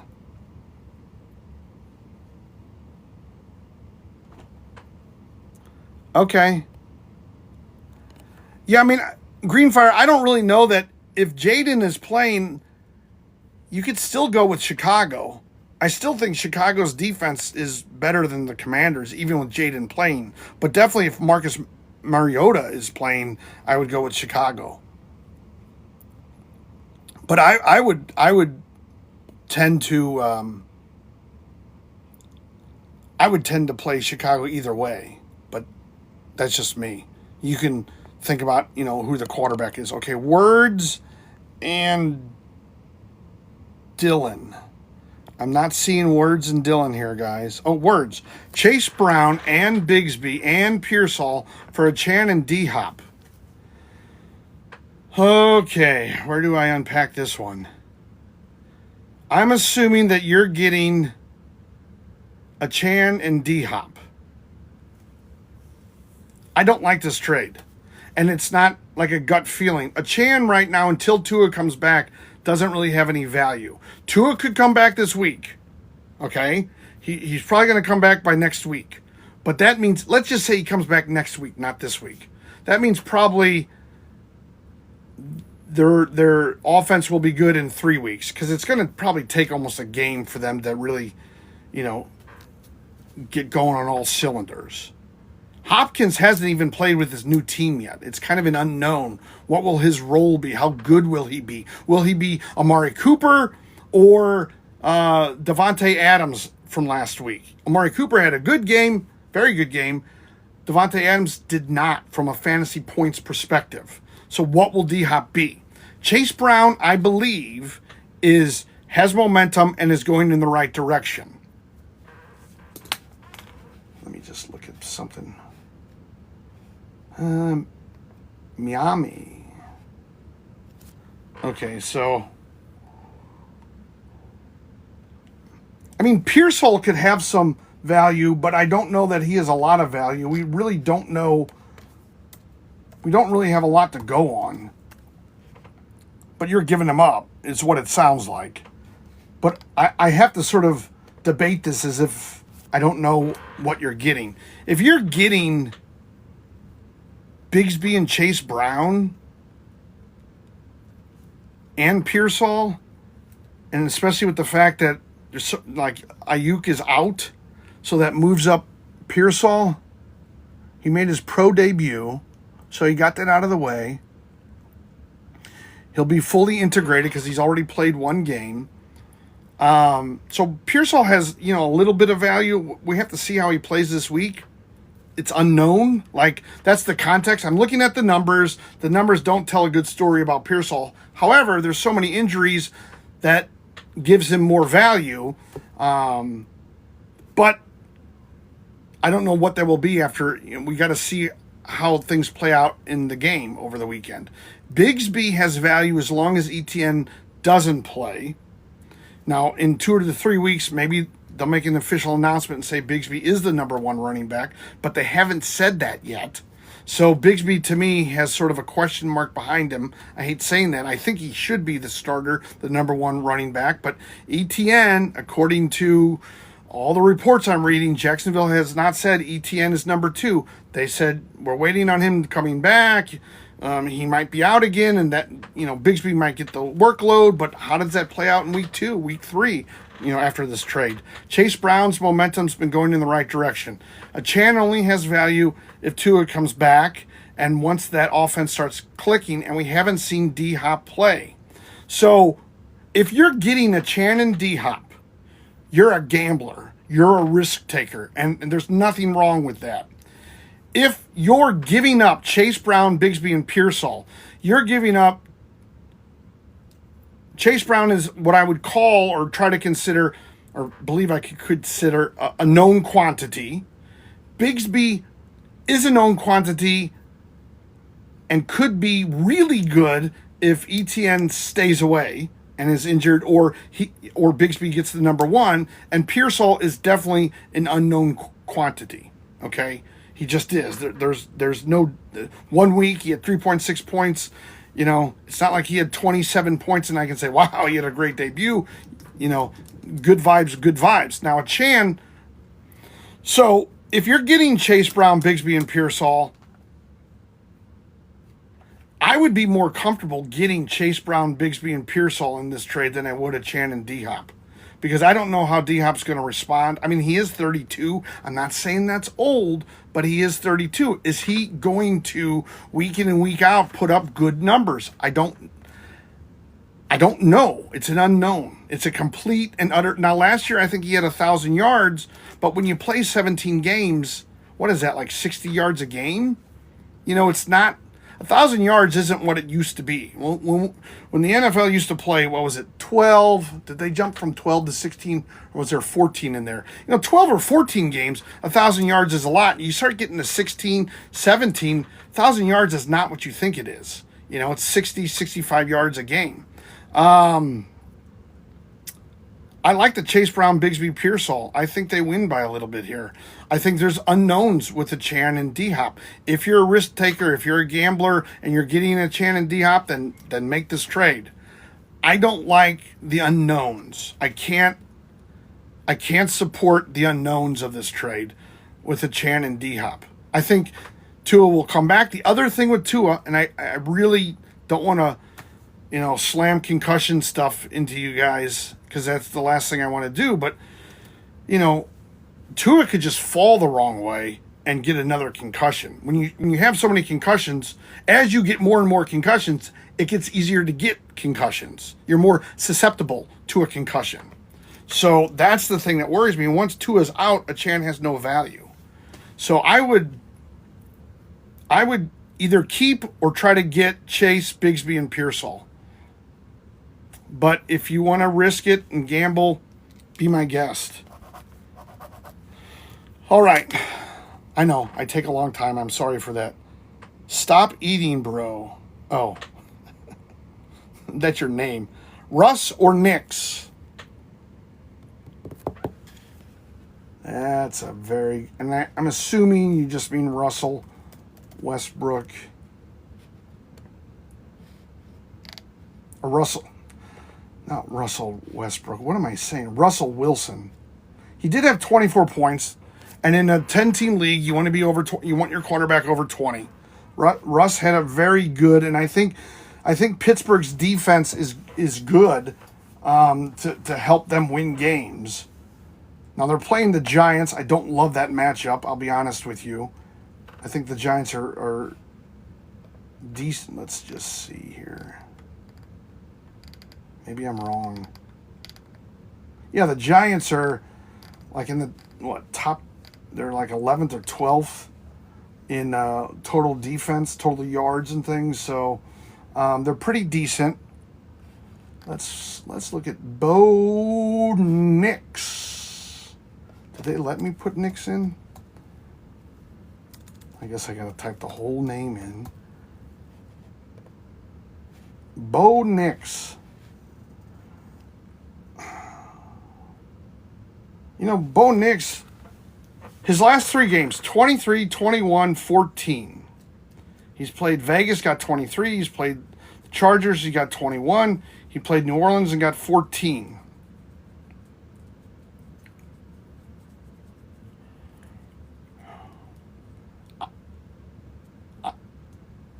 Here's what I'll say about this. I don't think Russell Westbrook probably really only stood out for one quarter. I think the first half. He only played strong for one half. And he ended up getting 24 points. Could he have gotten 30 points if he played all 4 quarters? Possibly. Can I predict that he's going to have 30 points this week? Absolutely not. I'm not going to predict that.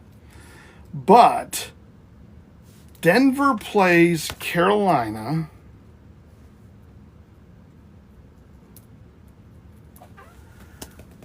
And the Steelers play the Giants. Okay. Now, I think that Russell Westbrook will be able to have a better day than Knicks. However, they're playing the Giants, and Knicks is playing the lowly Carolina Panthers. I think Knicks could have a really good game against the Carolina Panthers. And therefore, I'm actually leaning towards Knicks because, you know, you see this sometimes.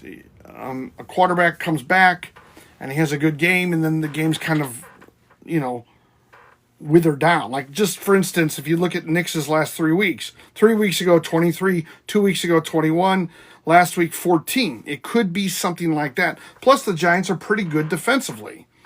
You know, the Steelers are good defensively. Denver's good defensively. But I think going against Carolina makes a lot of teams right, if that makes sense. And Carolina's pass defense, let's just look that up real quick. The Panthers' pass defense is 25 out of 32 teams. So if all things are kind of equal in the points summary, although Knicks didn't, you know, Knicks had in the 20s 2 and 3 weeks ago, but had in the 14s. Wilson has had 1 week and he's got the 24, but they're kind of in the same range. So then I look at the context and I say, okay, I think Knicks could put up more points because he's playing the Panthers. So this is one of those things where we're splitting hairs, but stop eating, bro. I would say that Knicks to me is an 8.5 out of 10, and Russell Wilson's an 8.25. It's really close, and if you just flipped a coin and you picked one, I would kind of be okay with that as well. I don't think that would be that much of a stretch, really. You know, they should both have good games. I just like the matchup against Carolina better with Knicks than I do with Wilson. Why do I keep wanting to call him Westbrook? Russell Westbrook, was he with the Phillies or the Eagles? I just think the Giants have a better defense, that's all. All right. I think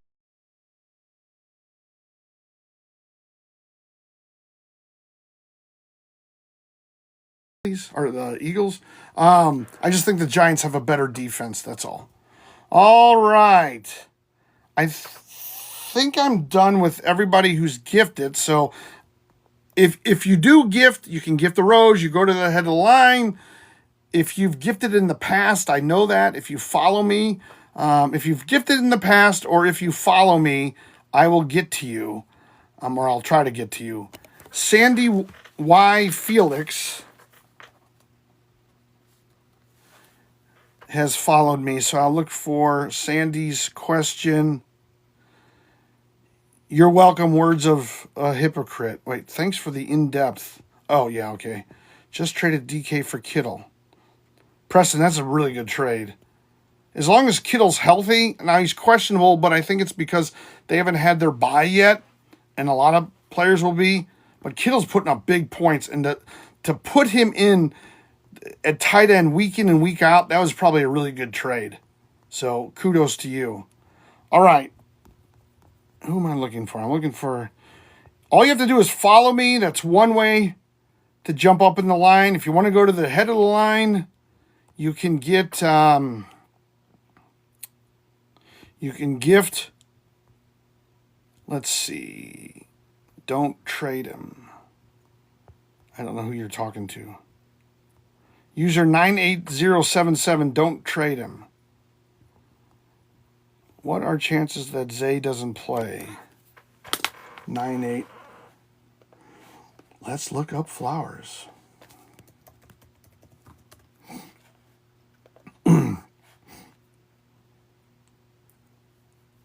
He didn't practice today, so you're going to have to watch and see whether he practices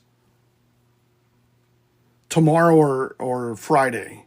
Now, he might be limited tomorrow, so I give him a 50-50 chance. If he's limited tomorrow, or if he's out tomorrow, I would give it a 40-60 chance that he plays, with 40 being like he plays. If he's limited, 50-50, and then you have to look at Friday. If he gets a full practice in, he's probably going to play on Sunday. They need those reps on Friday. I see this time of year, you see a lot of the players go limited, or be off on Wednesday and limited on Thursday, full practice on Friday. They're ready to go on Sunday. All right, let me reset real quick. While I still have to scroll my phone. I am supposed to be getting a new computer tomorrow. Hopefully it'll get here so I can set it up and use that rather than use my phone and my thumbs, because I have a screen this big that I'm, because half the screen is the actual video feed and then the other half is the chat. And there's not a lot of room, and it's very annoying. But my problems are not your problems. I know that. All right.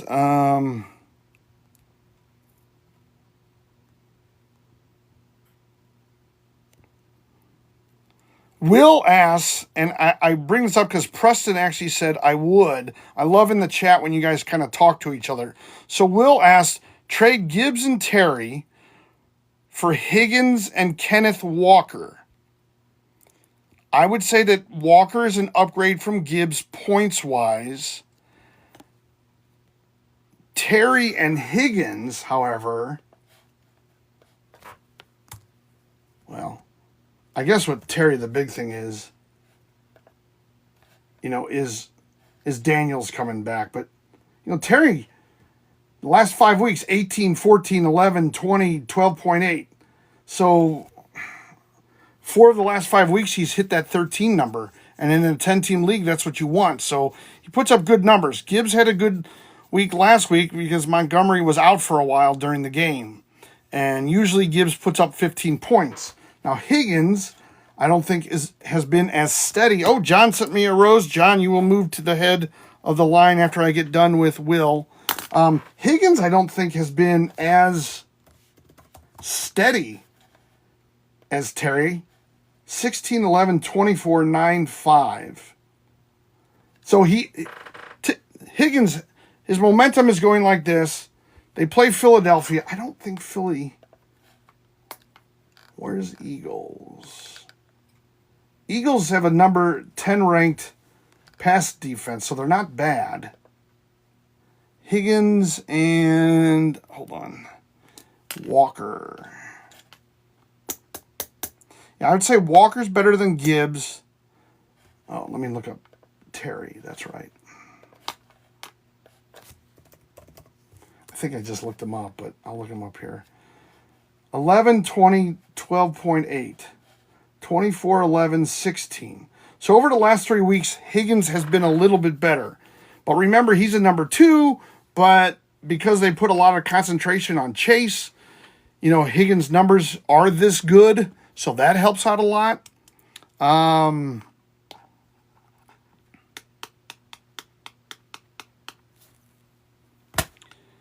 Jordan, thank you for the rose. Jordan and John, I have on the wait list. They both gifted.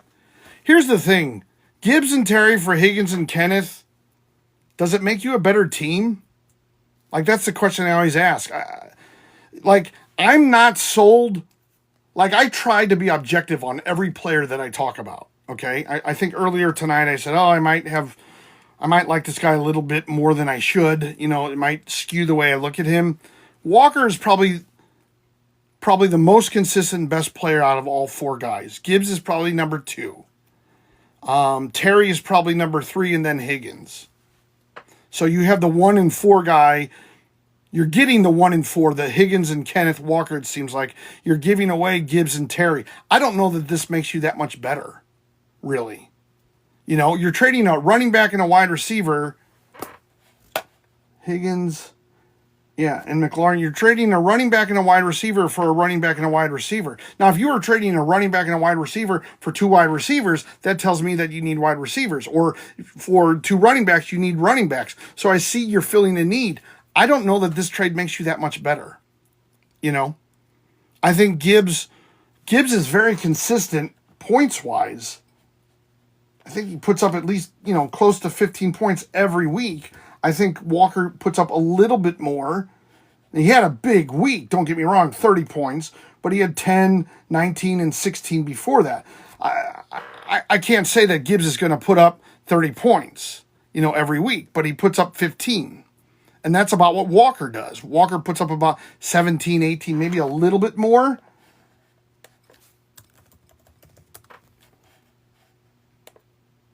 (22, 16, 11, 31). So Walker's a little bit better than Gibbs, I think, because he's done it, and he's the clear number 1, and Gibbs has the split time with Montgomery. The only reason why Gibbs got 30 points is because Montgomery was out of the game for about a quarter or so, or maybe a little bit more. And I think Terry and Higgins are pretty close too. I just don't know that it makes your team that much better by trading these guys. I don't think that Higgins is an upgrade from Terry. I think Kenneth is an upgrade from Gibbs. So you're trading one a little bit better for one a little bit less, and you're getting one a little bit better and one a little bit less. So just food for thought. All right. Let's see. John and Jordan. John Sengur. Okay. Miles, I'll try to get to you later, but I'm going to the folks that have gifted me. Jordan. Okay, what did I just do? I gave myself a heart? Oh, boy. Jordan, start Marvin Harrison Jr. or Terry McLaurin. Okay, Jordan.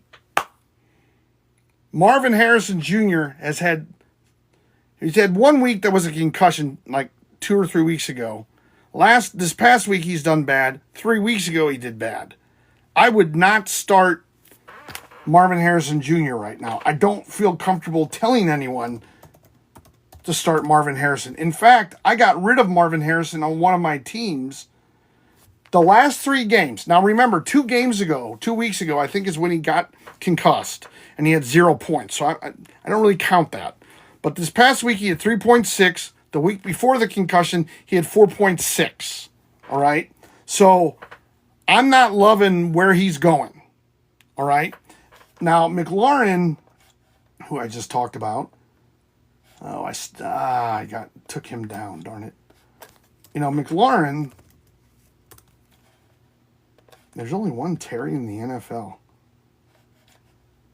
McLaurin has 12 points, 20 points, 11 points. Now, they play Chicago. That could be a deal breaker. And the Big Red or the Cardinals, they play Miami, but Miami has a pretty good defense. Yeah, Miami has 1, 2, 3. Miami's the number 4 defense. The Bears are the number 5 defense. So, yes, John, you're next. I promise. So I would go with McLaurin just because the defenses they're playing kind of wash each other out. They're 4 and 5. They're ranked 4th and 5th best in the NFL. So I would go with McLaurin because Harrison has not had a good 3 to 4 weeks. Well, 3 weeks, technically. All right, John, I'm going to your question now. Since Bryce God, see on my phone things jump. I can't wait to get this computer. Hopefully, like I said, it'll come before I go live. Quick reset, John. I'm sorry to do this to you. Tuesday, Wednesday, Thursday, maybe Fridays sometimes. Saturdays, 11 Eastern, I go live. I'm going to try to go live on Sunday. I'm just not sure on the time yet. I'm going to try to go before kickoff, but I say that every week, and then I go during the games, and I don't get a lot of people. Okay, John asks, since Bryce Young is starting, should I start Pearsall or Cedric Tillman over Deontay Johnson? Should I start Pearsall or Cedric Tillman over Deontay Johnson? Well, let's first of all confirm that Bryce Young is starting. And he could. Coach David has announced Wednesday that Young will start Sunday's game in Denver over Andy Dalton, who has a thumb injury, apparently. Mike Hay of the Charlotte Observer reports. Oh, my God. Seriously? Yeah. Since Bryce Young is out, let's look up Tillman or Pearsall. Pearsall, I know, had 3.6 points. He's so unknown. He had 3.6 points in his last game. That was his pro debut. I'm not sold on, I don't feel comfortable saying start him.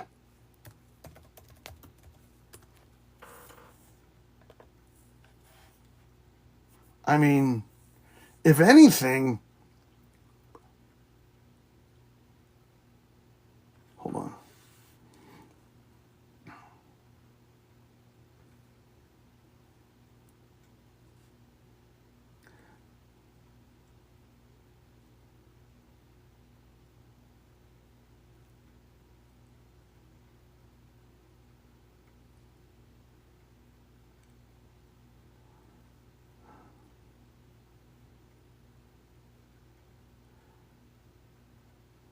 Okay, Jameis Winston's going to start for Cleveland. And I don't know. I'm going to have to try to figure this out. Of the 81 yards receiving, how many of those yards were a throw from Jameis Winston? Because I think that tells the story on Cedric Tillman. The reason why I'm not saying Pearsall is he's very unknown. He put up 3.6 points. Now, obviously, that's not a lot. Is he going to put up 6 points? That's a little bit better. Is he going to put up 15 points? It's all unknown, okay? You know, Purdy wasn't comfortable enough to throw more to him the last game. So that's a huge unknown. It's just unfortunate that you don't have anyone who's a little more steady that you can put in. I'm leaning towards Tillman only because he had a much better day at 14 points. But if you look at his 14 points, he had 12 targets, 8 receptions, 81 yards. But he had 14 points, but 2 of them came on a 2-point play, I believe. Yeah, he had a 2-point conversion. So he really had 12 points in my estimation. But that's still better than Pearsall. Let me see. Let me just take a second here, guys, and see if I can figure out what Cedric Tillman did with Jameis Winston. There's only one way I know to do this. Oh, God bless America. Schedule scores. Hold on. Week 7. Cleveland. Who did they lose to? They lost to Cincinnati. Okay.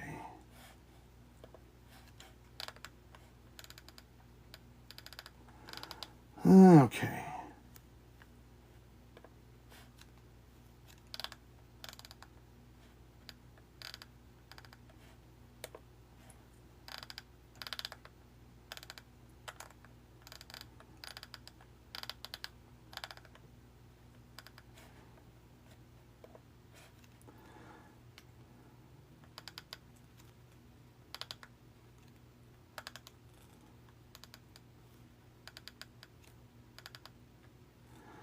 Jameson Winston pass deep middle to Cedric Tillman to Cincinnati 18 for 25 yards.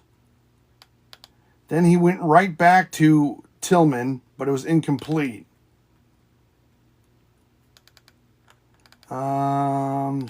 James incomplete short Njoku. Jameson Winston pass Njoku. Tillman with the 2-point conversion. Let's just see what they did when they had the ball. 3 plays.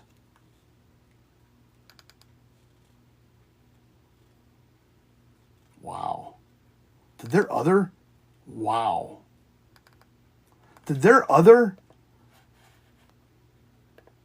I guess their other quarterback, Thompson Robinson, didn't do well, and they just took him out because Jameis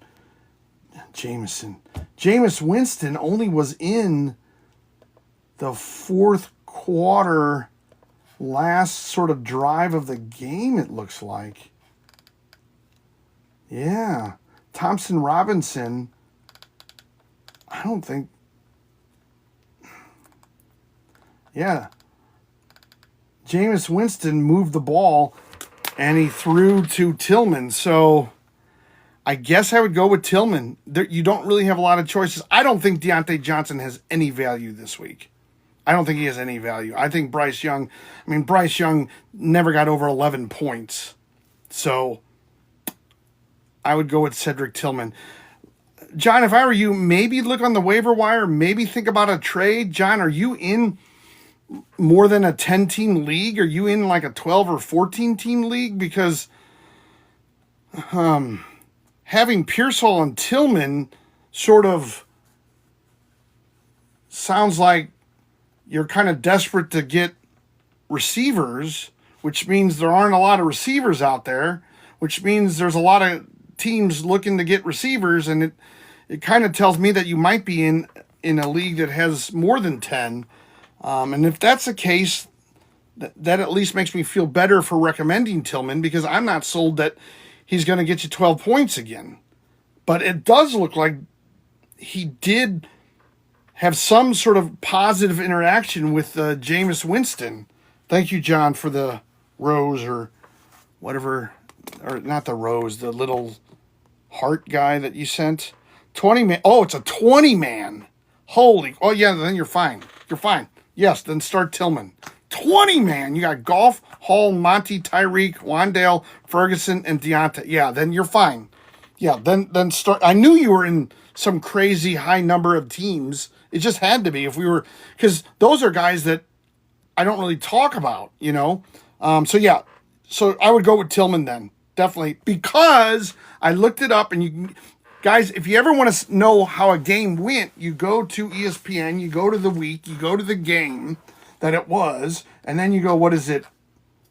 You go to the play-by-play, and you look up under all plays, and it'll tell you, like, every single play, it has what happened, which I know you guys probably know that, but it's a good way. And so I just did that, and yeah, him and Jameis Winston have some sort of connection, and that's good. So yes, I would start him. Good question, though, John. You really kept me on my heels there. I like that. All right. I think John sent me... Let's see. I'll do a couple more. I might be bowing out soon. All right. Appreciate it. You best fantasy live ever, I swear. Yes, John. I hope so. I try to give the analysis, and I try to give the context, you know, what defense they're up. I try not to just give a name and those kinds of silly things. So I appreciate it. Thank you for that. All right, Patrick, you're up. Thank you for the heart. Very much. All right, Patrick. Want to sell Brian Thomas Jr. Okay. Patrick, though who? Want to sell BTG, though who? You mean to who? Have Amon-Ra, Adams, Worthy, and have flex options like Mason and Hubbard. Okay, Chuba Hubbard, because Bryce Young is back. Let's look up Chuba Hubbard, because now I'm worried about Chuba if Dalton's not playing. Okay, week 1 he had 1.4, week 2 he had 9.6. I don't know that Chuba Hubbard has any value right now with Bryce Young at quarterback.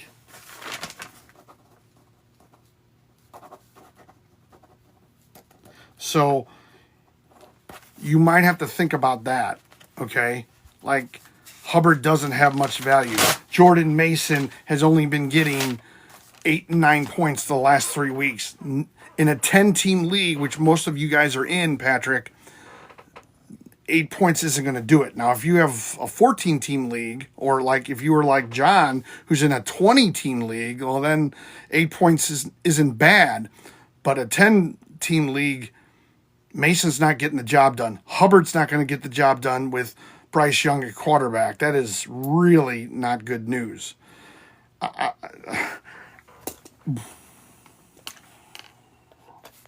don't know that this is the week to make a trade.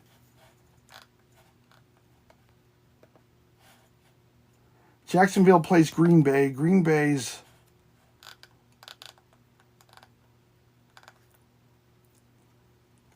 middle of the road defense. Let's just look up their pass defense. Wait, who am I looking at? Wait, who am I? God. Brian Thomas Jr. plays Green Bay. Green Bay's the Packers. Oh, that's the Panthers. Oh, God, I wish I could read. The Packers are 15, so they're right in the middle. So no great shakes on defense is Green Bay. So Amon-Ra Adams, I don't think worthy now that Hopkins is... Okay, so Patrick, Amon-Ra and Adams... Well, Amon-Ra you can start. I would start Brian Thomas Jr. I would maybe consider Adams the flex.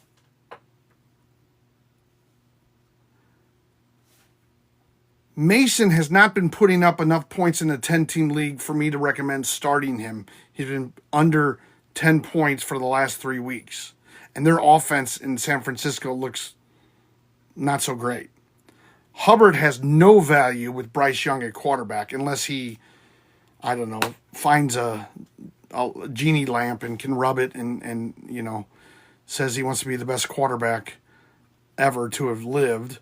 I don't think Worthy has much value with Hopkins. Maybe I already said this, but I was thinking this. If I didn't say it, I don't think Worthy has a lot of value because Hopkins now is the number one. He didn't have a lot of value with Juju Smith-Schultz, really. I would not trade BTJ. You don't have a lot of talent on your team. And I'm not trying to be mean. I'm trying to be realistic. Amon-Ra, BTJ, start. Adams in the flex. I can see that. Or Amon-Ra and Adams, BTJ in the flex.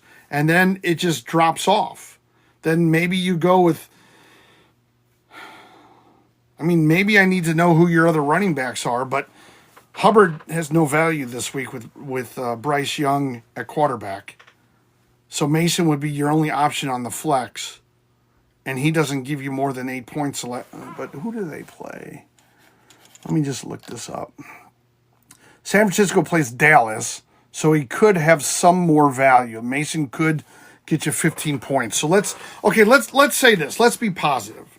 Let's say you do Amon-Ra and Adams. You put Mason in the flex.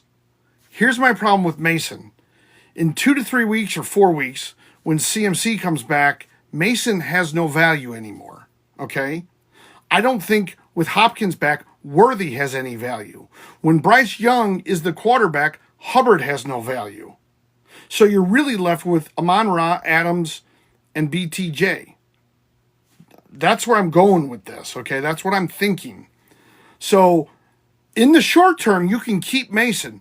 I would, if I were you, maybe consider trying to trade Mason to someone who might not know that Mason is going to be gonzo or have a lot of his carries taken away in the next, say, 3 weeks. So that's why I say, you know, you might want to try to trade Mason. And I know he's a running back, but you might want to try to trade Mason while you can still get value for him and keep BTJ. Because like I said, in 3 weeks, Mason's going to Christian McCaffrey's going to come back and Mason's carries are going to be cut, you know, by 30%, 50%, 80%, whatever it might be. So that's going to hurt your team. I don't think with Hopkins coming in, Worthy's going to have much value. Let me just look up Worthy real quick, but I don't know that he has.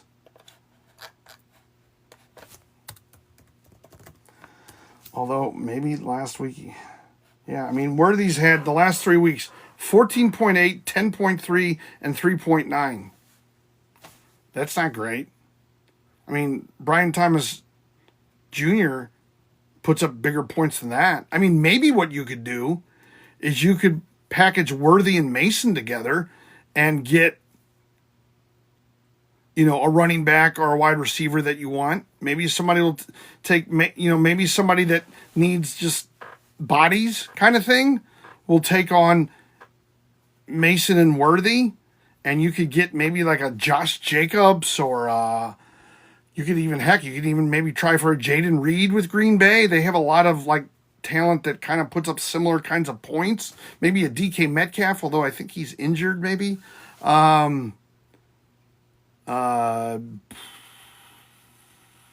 Maybe a Pickens with Pittsburgh, maybe a Najee Harris, who now is getting more and more points because they're letting him score more and more touchdowns.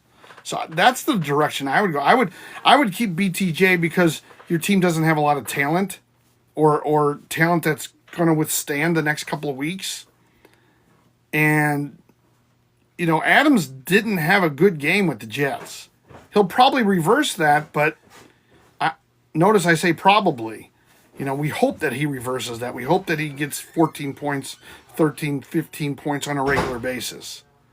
But they have Garrett Wilson still. They kind of have a 1A, 1B kind of wide receivers and Breece Hall and, so they work in their tight ends as well. So, Monra, Adams, Hubbard when Young is not quarterbacking, in BTJ, those are probably the talent you have. Mason and Worthy, I would package. I don't know, Patrick. I know you gave me a heart. You probably don't want to hear that answer. If you want me to just tell you what you can get for BTJ, maybe you can get a Josh Jacobs, a Jaden Reed, like I said. Maybe you can get a Stephon Diggs. Maybe you could try on BTJ to get possibly 2 players if you want. Like Tank Dell had 0 points this weekend, so I'm not going to advise anybody to go after him. But maybe you could get for BTJ like a Pearsall and a Shakir with Buffalo. Pearsall with the Niners, who might do well because Ayuk is out for the season, and Shakir, who's essentially, I believe, the number 2 in Buffalo. But I would really, if I were you, I would look to package Worthy and Mason up for somebody good. Try to get a Diggs for Mason and Worthy or something like that. Sorry, and let me know, Patrick, if you have any more questions. I'll be happy to help. Let's see. All right, I think I'm caught up with all the folks, the wonderful people who have gifted me. So that's, I believe, Dylan. Oh, wait. Hold on. Dylan, Words, Greenfire, Josh, VBaz. So thank you for that. I've been doing this about 2 hours tonight, so I'm a little tired. But I'll be back tomorrow night. I'll be on before the kickoff, so you can ask me questions. Don't forget to hit the like. Don't forget to follow so you know when I'm on.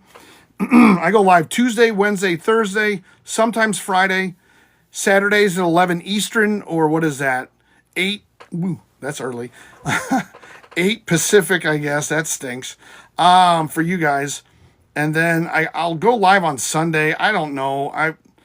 I've been going live during the games, but it's not really been a great experience. Most people are watching the games. So I'll see. Maybe I can go before the games on Sunday. I'll figure it out. But thanks a lot for watching. Take care. Patrick, thank you for the rose. And Patrick, if you want to send me a DM